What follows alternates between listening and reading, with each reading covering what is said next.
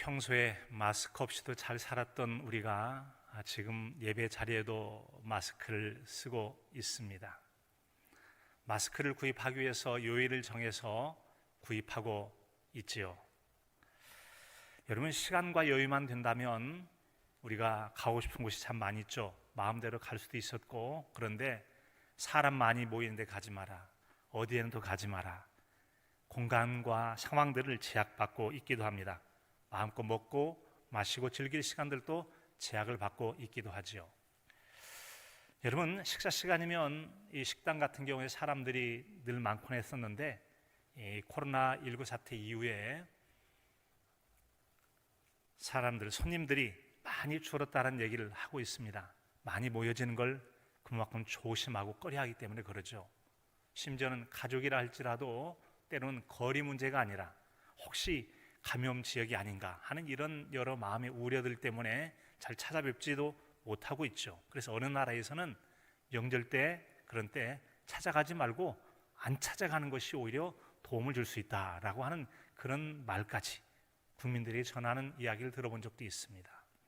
여러분, 이 모든 것은 다 바로 국가에서 감염병 전염을 차단하기 위한 목적으로 사회적 거리두기 운동 때문에 그런 거죠. 사회적 거리두기. 이 같은 이 사회적 거리두기란 말은 미국의 문화인류학자인 에드워드 홀이라는 사람이 사용한 용어라고 합니다. 그의 책 숨겨진 차원이라는 책에 소개하는데, 사람 사이의 관계에 따라서 네 가지의 거리를 얘기하고 있습니다. 네 가지의 거리. 첫 번째는 친밀한 거리. 아주 친밀한 사람, 보통 이 한 팔꿈치 거리 되는 46cm 정도까지는 친밀하면 왜? 서로 얼굴 가까이 대고 얘기하는 친밀한 거리. 두 번째는 개인적 거리예요. 개인적 거리. 이런 경우에는 46cm부터 한 1m 20 정도까지 거리, 그런 정도 거리가 되죠. 이런 경우에 있어서는 이제 가까운 지인이나 친구들 같은 경우가 됩니다. 그리고 세 번째가 바로 우리가 요즘 사용하고 있는 사회적 거리다라고 하는 거죠. 사회적 거리. 이 거리는 120에서 한 3m 정도의 거리죠. 그래서 보통 사회적 거리는 한 2m 정도의 간격을 두라라고 하는 것은 중간 정도 되죠. 그리고 마지막 네 번째 거리는 공적인 거리다. 공적인 거리. 이것은 공연자나 강연 같은 경우 이 강연자와 청중 사이의 거리는 한 3m 정도는 최소한 떨어져야 된다라고 해서 주는 거리를 공적 거리다라고 해요. 자, 여러분, 이처럼 이런 경우는 일정한 거리 유지가 필요하다라고 하는 건데, 이 거리라고 하는 것은 가까워지려 해도 밀쳐내는 경우가 있고, 밀쳐내지만 또 가까워지려고 하는 그런 거리가 있기도 하죠. 오늘의 말씀 속에도 사실은 예수님과 제자 사이에 거리가 멀어짐을 묶어두기 위한, 신앙적으로 묶어두고 가까이 하기 위한 우리 주님의 기도의 내용을 들을 수가 있습니다. 여러분, 이 오늘의 말씀 속에는 예수님께서 이제 붙잡히시고 고난을 받으실 상황이 몇 시간 남지 않았습니다. 붙잡히시고 고난 받을 시간이 몇 시간 남지 않았어요. 그 상황이 되어지면 제자들은 예수님에게 다 도망가고 떠나버리게 되어집니다. 그러면 당연히 거리가 멀어지게 되겠죠. 그 곧 멀어질 상황을 앞에 두고 예수님께서는 그런 급박한 상황 속에서도 차분하게 기도하시면서 그들을 위해서 유언과 같은 그런 기도의 말씀을 그들에게 전해주고 계신 것입니다. 이 같은 상황의 배경을 이제 우리는 요한복음 17장은 예수님의 대제사장적 기도라고 하는데, 이 기도의 바로 앞절에 나와 있는 6장 32절은 이렇게 들려주고 있습니다. 보라, 너희가 다 각각 제 곳으로 흩어지고 나를 혼자 둘 때가 오나니 벌써 왔도다. 벌써 왔도다 라고 말씀하세요. 벌써 내가 혼자 둘 때가 왔다라고 말씀하세요. 이것은 바로 로마 군병에게 붙잡히시고 고난받으실 때에 제자들이 다 도망가 뿔뿔이 흩어짐으로 주님과 멀어질 상황들을 말씀해 주신 것입니다.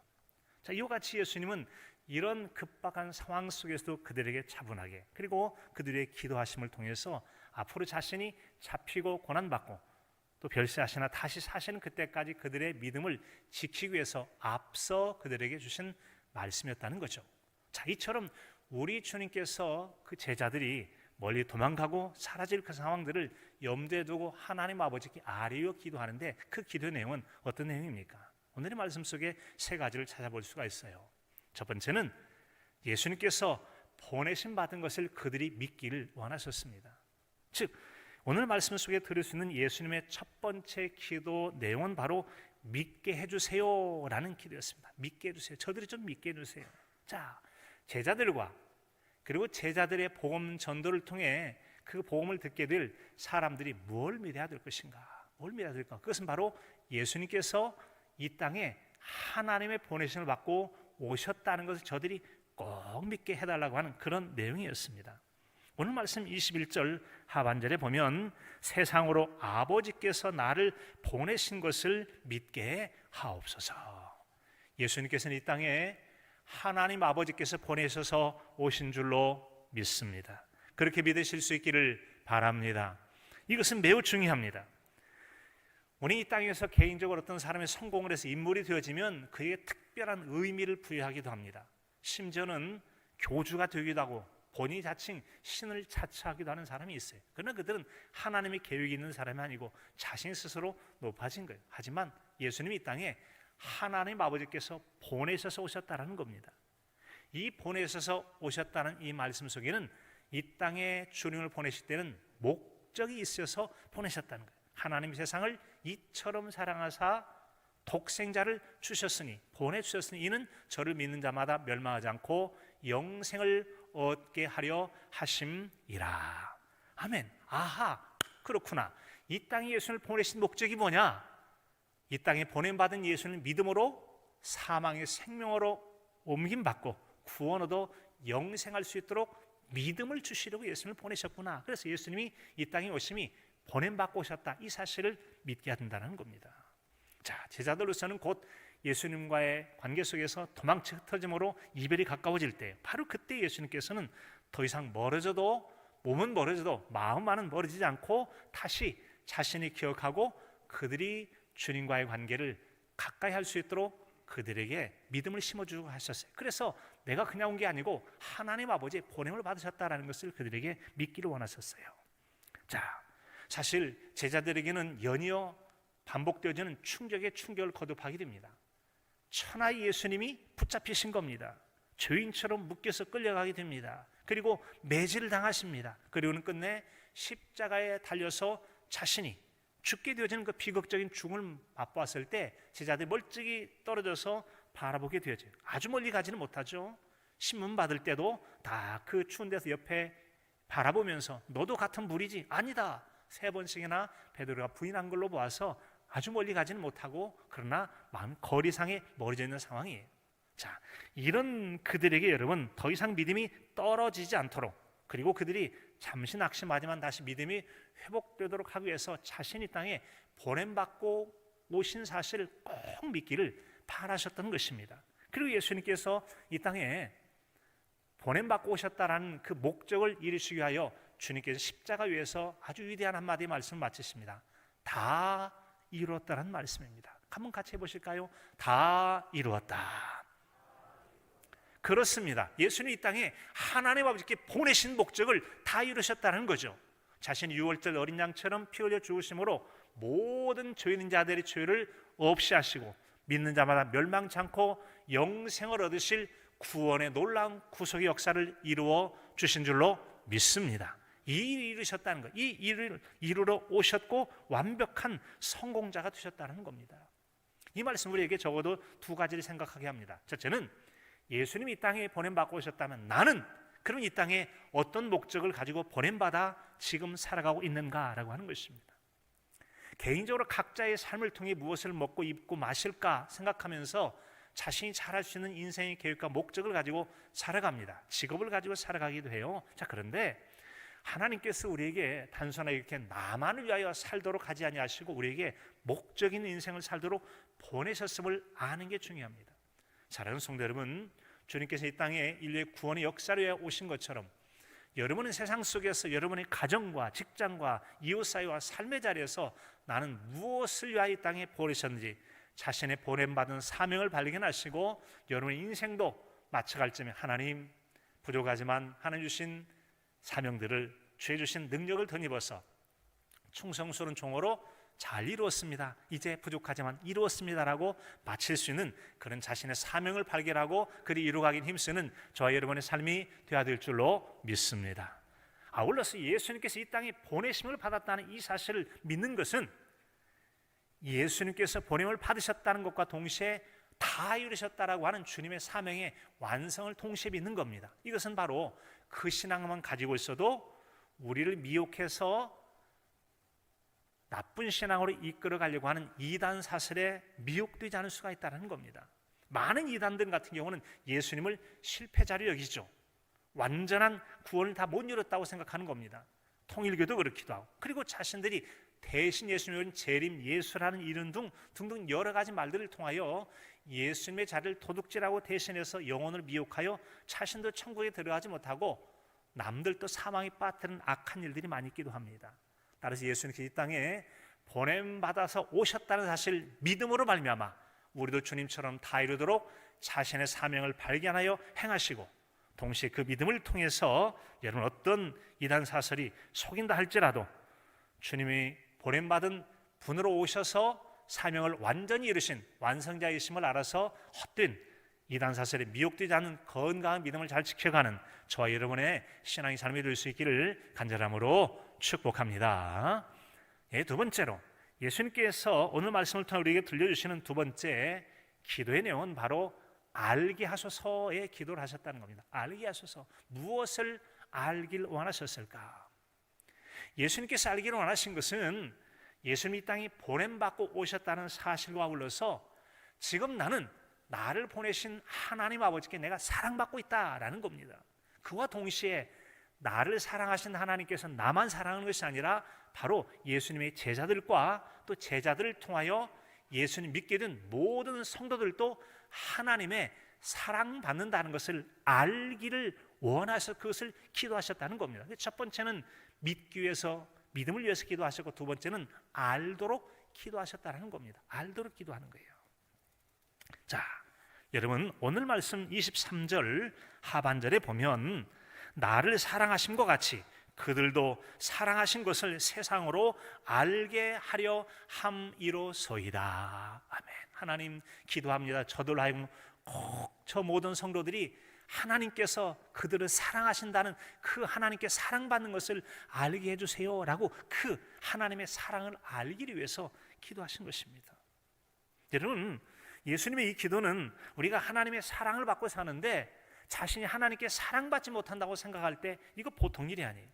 저도 칠형제가 형제가 많은 집에 살았습니다. 그런데 때로는 이제 옛날 어른들이 굳은 소리 하면 너는 이놈아 다리 밑에서 주워왔다 그런 얘기를 했을 때, 어렸을 때 여러분 다리 밑에서 주워왔다는 얘기가 왠지 자식이 아닌 것 같아가지고 얼마나 서럽고, 진짜 내 부모는 어디 다리 밑에 계실까?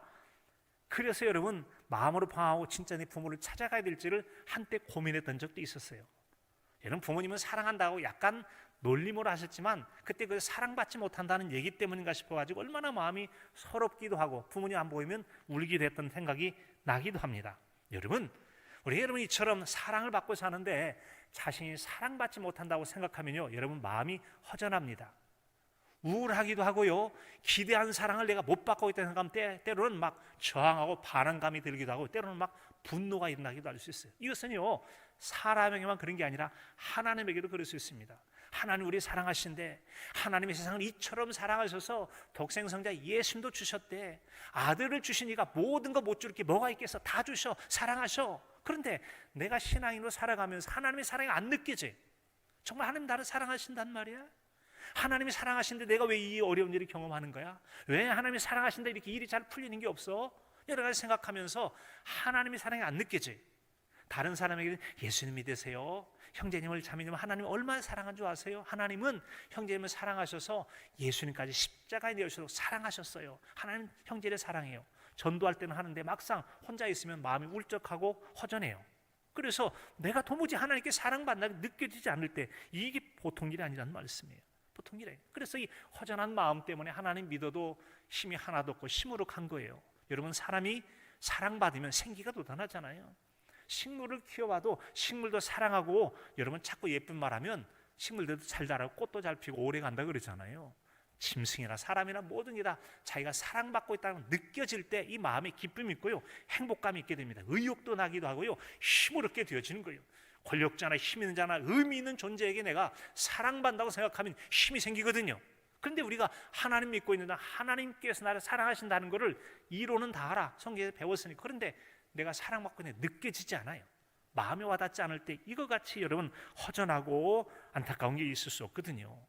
그래서 많이 방황했던 한 사람의 이야기가 있어요. 혹시 여러분도 아실지 모르겠는데 청소년들 같은 좀 많이 알 거예요. 초롱이의 하나님이란 책을 썼던 웹툰 작가 김초롱 작가라고 있어요. 30대 초반의 여성인데 말이죠. 그는 목사님의 딸로 자랐어요.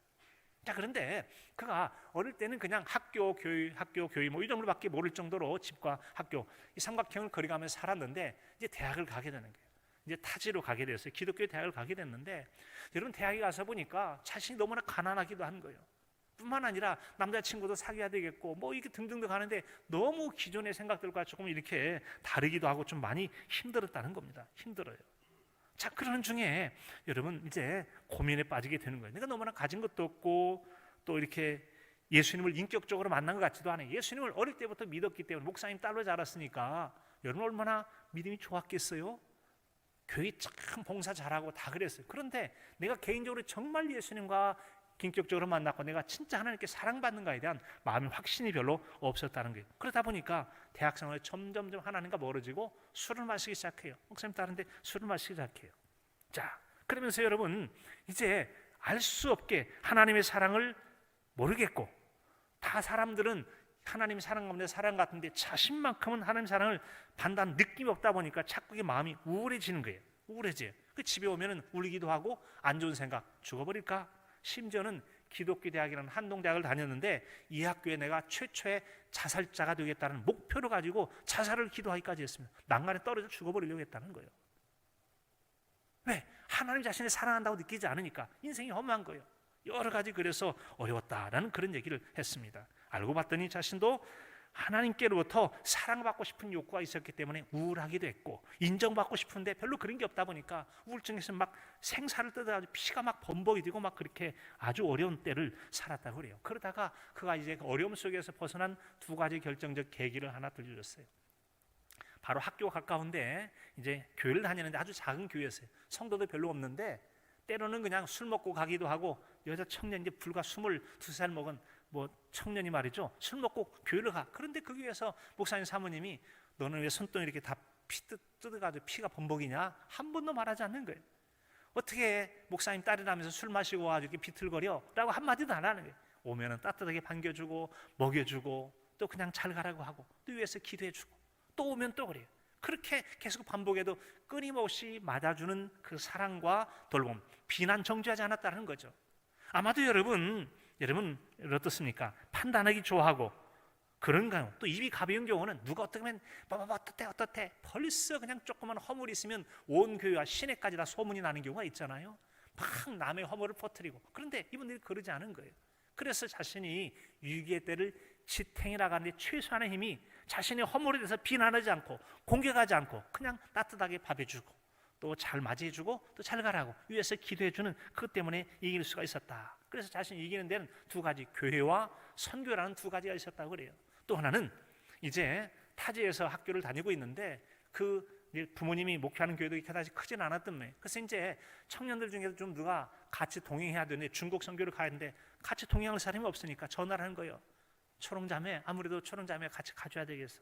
지금 자신은 우울증 걸려고 죽냐 사느냐 자살하려고 하는 판국에 지금 선교 갈 상황이 아니잖아요. 못 가겠다고. 그래도 가야 되겠다고. 가야 돼요? 그래서 이제 혼자 강의실에 남아서 성경책을 딱 펴놓고 그렇게 기도했다. 하나님, 저 만약에 이번에 중국 선교 가지고 하나님 안 만나면 내가 앞으로 성경의 1.1도 하나도 안 믿을 거요 라고 말하면서 하나님 만나주세요. 그렇게 하고 갔다라는 거예요. 얼마나 하나님 만나고 싶고 하나님의 사랑만 느끼고 싶으면 그랬겠어요. 중국을 갔어요. 갔더니 그때가 굉장히 중국이 핍박이 심했던 때라는 거예요. 근데 막상 가보니까 너무 상황이 열악한 거예요. 열악해요. 우선은 위험하다 보니까 예배를 드리려고 하는데 여름에 한 38도 정도 가까이 되는데 에어컨이 없어요. 에어컨은커녕 선풍기도 없어요. 그렇다고 시원하게 문도 못 열어놔요. 오히려 예배를 드리려 하다 보니까 한 10cm 정도는 된 스티로폼을 전부 다 유리창에 막더래요. 왜 막았을 것 같아요? 찬양 소리가 밖에 울리지 말라. 왜? 또 공안이라고 하는 순경들이 와가지고 잡아갈까 싶어가지고 그러는 거예요.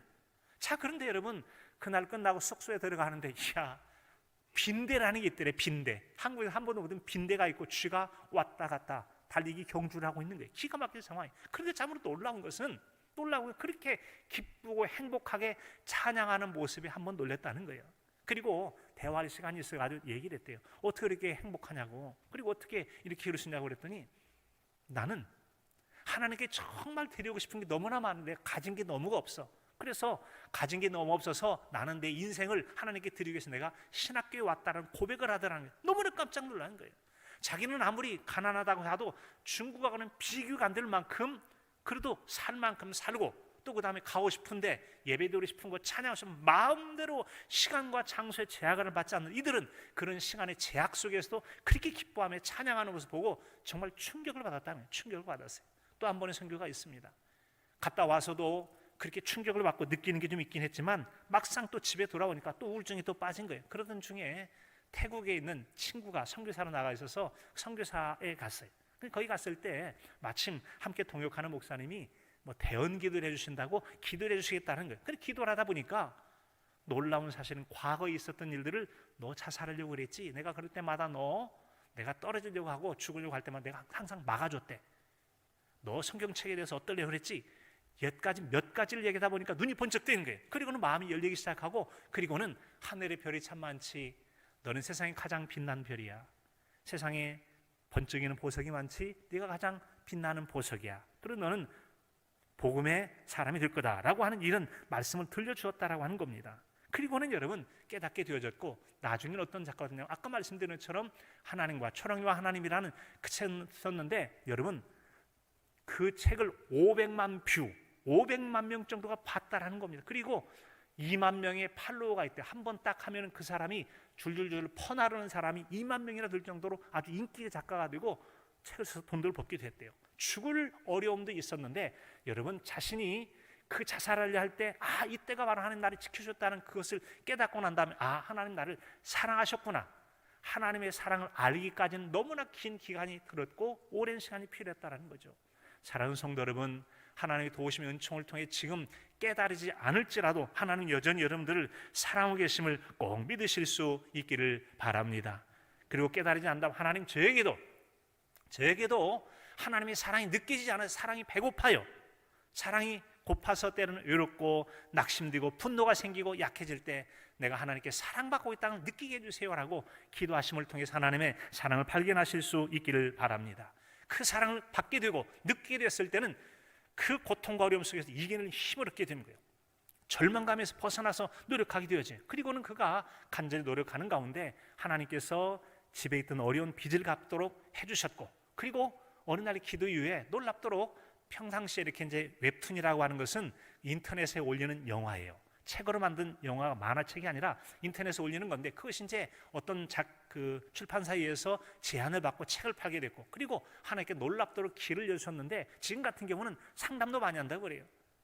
동성애 상담, 혼전 상담, 자살 상담, 그렇게 해서 신학도 공부하지는 않았지만 그 웹툰 작가가 되다 보니까 하나님께 얼마나 복음을 위해서 귀하게 했었는지, 비로 자신이 하나님께 얼마나 사랑받는 존재인 것과 자신의 사명을 알고 살아가게 되었다라는 것입니다. 사랑하는 성도 여러분, 예수님은 저와 여러분이 하나님께 사랑받는 자임을 알기 위해서 기도하셨다고 그랬습니다. 하나님의 사랑받으심을 알고 그 안에 살아가는 우리 모두이실 수 있기를 바랍니다. 세 번째로 예수님께서 하나님 앞에 드린 그 기도, 세 번째는요, 바로 하나 되게 해달라고 하는 기도였습니다. 하나가 되게 해달라. 이 땅에 예수님께서 보냄받고 오신 것을 믿는 것과, 또 그리고 우리가 하나님 앞에 예수님처럼 우리도 또한 사랑받고 있다는 것을 아는 것과, 이 믿음과 아는 것을 바탕으로 해서 우리가 하나가 되어지는 겁니다. 세상에서는 하나가 되어지는 사람들이 많이 있어요. 나쁜 뜻과 나쁜 목적을 위해 하나가 될 수 있지만, 오늘 예수님께서 기도하신 하나가 되게 한다는 것은 참된 믿음 안에 한 마음과 한 뜻을 품어서 하나가 되어지는 그 기도를 드리신 것입니다. 오늘 말씀 22절에 보면 우리가 하나 된 것 같이 그들도 하나가 되게 해 주십시오라고 기도했습니다. 환상적인 말씀입니다. 환상적인 말씀이에요. 예수님 같은 사랑을 받는다는 것도 정말 감동적이고 환상적인 건데, 우리에게 여러분 예수님처럼 하나가 되게 해달라고 그랬어요. 예수님이 하나 기도할 때 우리가 하나인 것처럼 이라는, 그 우리가 누구입니까? 성부 하나님, 성자 하나님, 성령 하나님, 성삼위 하나님께서 일체 흠이 없는 완전한 하나 되심과 같이 우리의 하나됨을 위해서 기도하셨다는 게 놀랍지 않습니까? 사실 여러분, 우리는 하나 되기가 쉽지가 않습니다. 하나 되어 산다는 부부 가운데도 갈등하기도 하고요, 그렇게 죽어 못 사는 친구들 가운데도 함께 있지만 갈등해요. 허물이 얼마나 많은지 몰라요. 그런데 우리에게 완전한 하나가 되게 해달라고요? 어찌 그게 가능할 수 있단 말이에요? 그런데 그 일이 우리 주님에게 기도하신 걸로 봐서 틀림없는 일일 거예요. 단에 보면 온전이란 말이 있습니다. 변화되지 않고 본바탕 고스라니, 즉 온전하다는 것은 좋은 것인데 깨져서 흠집이 생기면 온전하지 못하고 부족한 거예요. 그에 비해서 완전이란 말이 있습니다. 완전, 필요한 요소를 모두 갖추어 부족함이 없다. 즉 우리가 하나 되기 위해서 필요한 부분이 없이 온전하게 되어질 이 하나됨을 위해서 예수님께서 기도하셨다는 겁니다. 이게 바로 텔레이오스라는 이 헬라의 말인데, 손상되지 않은 순결하고 온전한 것들을 위해서, 이런 완전함에 대해서 사람이 가능한가? 가능합니다. 창세기 6장 9절에 보면 이것이 노아의 족본이라 노아는 의인이요 당대 완전한 자라, 노아를 완전하다고 그랬어요. 또 아브라함에게 하신 말씀도 있습니다. 창세기 12장 2절에 보면 아브라함이 99세 때 여호와께서 아브라함에게 나타나서 그에게 이르시되 나는 전능한 하나님이라, 너는 내 앞에 행하여 완전하라. 너는 내 앞에 행하여 완전하라. 여러분, 세상에 행위 완전한 자가 있을 수 있습니까? 없습니까? 우리는 완전한 자는 없어요. 다만 우리의 부족함을, 우리의 믿음을 따라 행할 때 하나님께서 힘 주시고 은혜 주시면 완전함으로 인쳐 주시는 은혜를 얻게 될 줄로 믿습니다. 허물과 흠이 있는 우리에게 믿음을 따라 순전한 마음으로 살고자 할 때 힘 주시고 보충해 주세요. 그래서 우리를 온전하게 이루어 주세요. 그 온전함이라는 것은 예수님과의 신비한 연합을 통해서 함께 이루어갈 수 있어요. 너희가 내 안에 거하고 내 말이 너희 안에 거하면 무엇인지 원하는 대로 구하라. 그리하면 이루어 주시라 라는 말씀을 통해서 우리가 예수님 안에, 예수님이 내 안에 라고 하는 이 온전함으로 하나 되는 비결을 말씀해 주십니다. 그 내용이 바로 오늘 26절의 말씀이에요. 내가 아버지의 이름을 그들에게 알게 하였고 또 알게 하리니 이는 나를 사랑하는 사랑이 그들 안에 있고 나도 그들 안에 있게 하려 함이라. 여러분, 상호 내주하는 것인데요, 우리가 예수님 안에, 또 예수님이 우리 안에 거하시게 한다면 놀라운 기적의 역사가 있게 될 줄로 믿습니다. 기적의 역사가 일어납니다. 요한계시록 3장 20절에는 내가 문 밖에서도 두드리니 누구든지 내 음성을 듣고 문을 열면 내가 그에게로 들어가 그로 더불어 먹고 그는 나와 더불어 먹으리라. 주님 오세요라고 주님을 모셔드리면 주님과 더불어 먹게 되어져요. 내가 그리스도 안에 있으면 새로운 피조물이 된다고 그랬어요. 예수님 안에 머물면 예수님이 나를 새로운 존재로 만들어 속사람을 뒤집어 새로운 존재로 만들어 주신다고 말씀하기도 하십니다. 놀라운 일이 아닙니까? 놀라운 일이에요. 그리고 우리가 예수님 안에 있게 되어지면 내 안에 거하지 않으면 가지처럼 말라져 버리게 된다라고 하지만 예수님 안에 있게 되어지면 너희가 많은 열매를 맺게 되어진다. 예수님 안에 있게 되어지면 많은 열매, 풍성한 열매를 맺게 된대요. 떠나서는 아무것도 할 수 없대요. 좋은 열매를 원한다면 예수님 안에 있어야 되는 것이죠. 찬송가 446장 주 음성 이외 3절에 보면은 주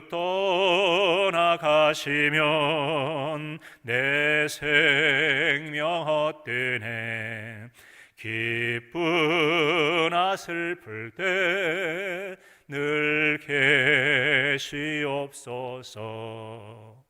주님 떠나가시면 우리가 아무것도 아니라는 빈 껍질처럼 된다는 겁니다. 그러나 주님 안에 계시면 모든 것이 충만한 그런 삶이 되어진다는 거예요. 이처럼 주님께서는 우리가 우리만 혼자 충만이 아니라 더불어 서로 함께 하나 되기를 원하세요. 그래서 주변을 돌아보라는 겁니다.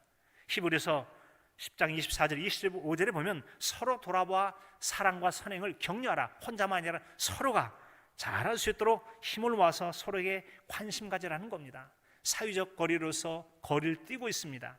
눈앞에 멀어지면 마음도 멀어질 수 있는 이때 서로 돌아와서 사랑과 선행을 격려하며 모이기를 피하는 어떤 사람들의 습관과 같이 하지 말고 더욱 주님이 오실 때가 가까워질수록 그리하라라고 말씀하시므로 여러분, 비록 육신적으로는 우리가 이 코로나19 때문에 사회적 거리라는 공간적 거리는 떨어져 있을지 모르지만 여러 가지 전화나 또 여러 가지 방법들을 통해서 마음이 멀어지지 않도록 기도함으로 관심 갖고 챙겨주는 그런 사랑의 관계를 잘 맺어가실 수 있기를 바랍니다.